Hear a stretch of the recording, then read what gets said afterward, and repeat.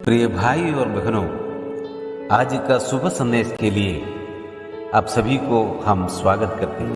इस जहां की कोई दौलत लगती नहीं प्यारी मुझे, इस जहां की कोई दौलत लगती नहीं प्यारी मुझे, जब से प्यारा प्यारा तेरा नाम मेरे होठों पे है आया, जब से प्यारा प्यारा तेरा नाम मेरे होठों पे है आया।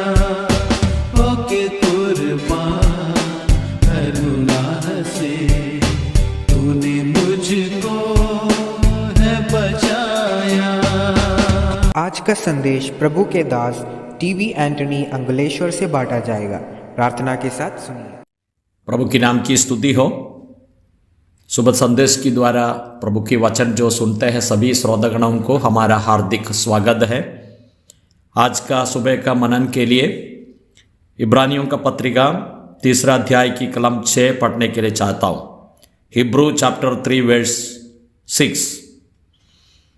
परंतु पुत्र के समान परमेश्वर के घर का अधिकारी है और उसका घर हम है, यदि हम साहस और अपनी आशा के घमंड पर अंत तक दृढ़ता से स्थिर रहे।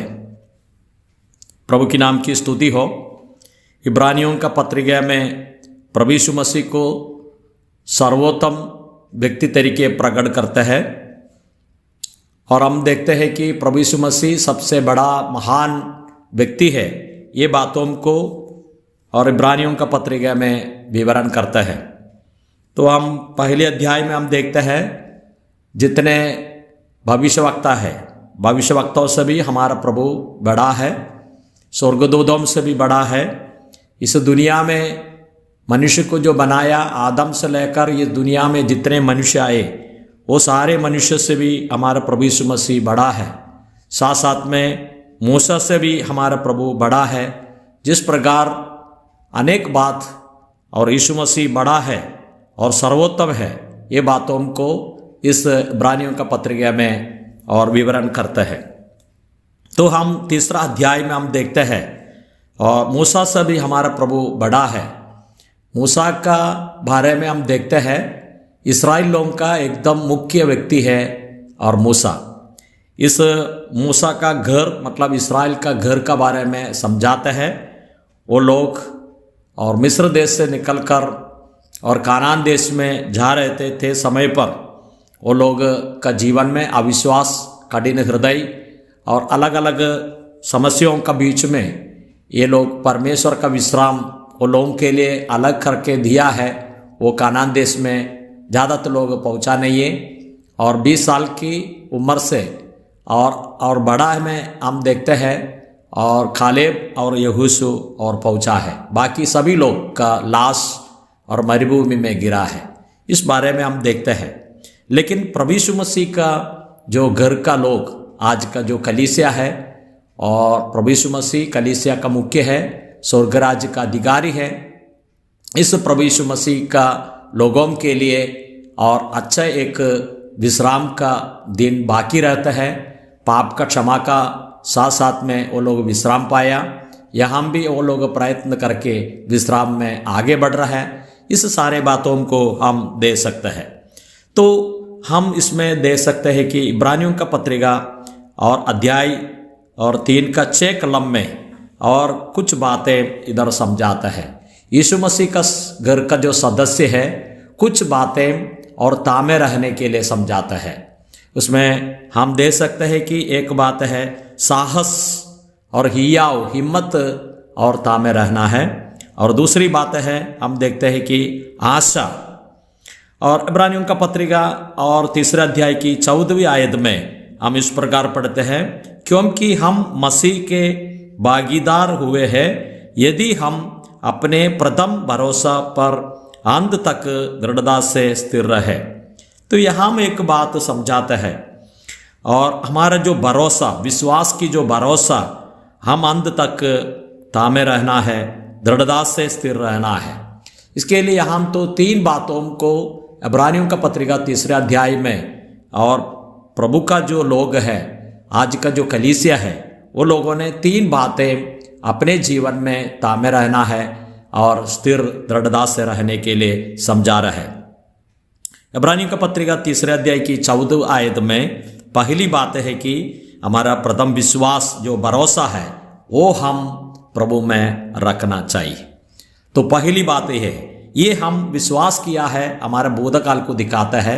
जो एक व्यक्ति उद्धार पाया उसी समय पर इस पाप का क्षमा का साथ में एक विश्वास मिल गया। इस विश्वास का जीवन और अंत तक हमारे जीवन में दृढ़ता से लागू करना चाहिए और थामे रहना चाहिए, ये बातों को समझाता है। और दूसरी बात है कि वर्तमान काल में हमारा हियाव साहस में हम रहना चाहिए, हम धैर्य का साथ में, हिम्मत का साथ में रहना चाहिए। तीसरी बात है, हम देखते हैं कि हमारे जीवन में आशा का घमंड रखना चाहिए। ये तो भूतकाल के लिए ये तो भविष्य काल के लिए समझाता है। इसके लिए हम देखते हैं और पुराना नियम में जो विश्वास, हियाव, आशा, ये तीनों और पकड़ के रहने वाला कुछ लोगों का बारे में हम दे सकते हैं। और विशेष तरह से दानियल का किताब में जो शद्रक, मेशक, अबेदनगो के बारे में हम पढ़ते हैं और इस 3 जवान लोगों को और जैसे जलते हुए भट्टे के अंदर डालने के लिए तैयार हो गया। ये लोगों ने हिम्मत बांधकर और जो ये लोग प्रभु में, परमेश्वर में जो विश्वास है, जो आशा है, वो लोग और अपने हृदय में ठान लिया कि हम और जो सामने जो मूर्ति है उसको ऊपर नमेगा नहीं और झुकेगा नहीं।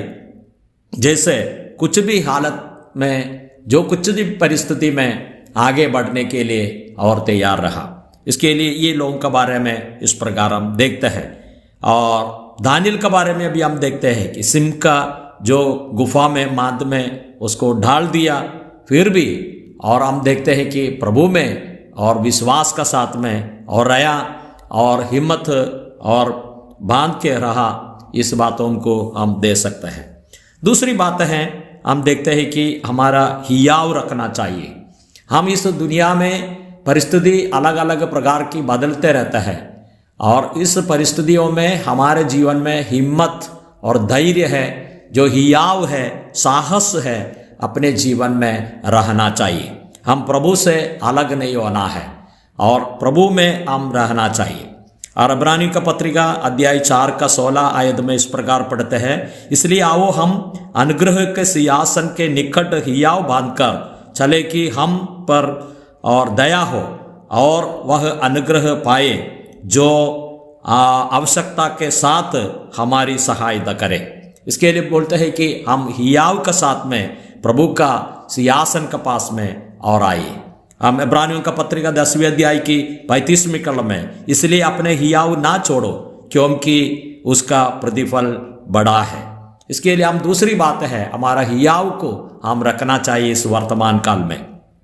तीसरी बात है, भविष्य काल में हम देखते हैं कि हमारा आशा में हम थामे रहना चाहिए, दृढ़ता से हम स्थिर रहना चाहिए।